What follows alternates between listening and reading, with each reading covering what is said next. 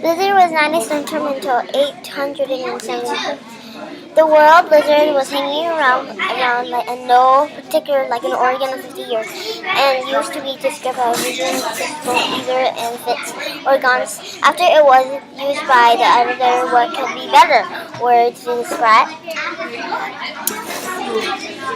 a violent a snow storm, then blizzard winter storms. The energy of clash into air masses, and storms with their energy by the clash of the two air. And I also learned cold air masses meet is called a front, and I also learned if the put advances and pushes the warm water. A blizzard is a snowstorm with very strong winds. The warm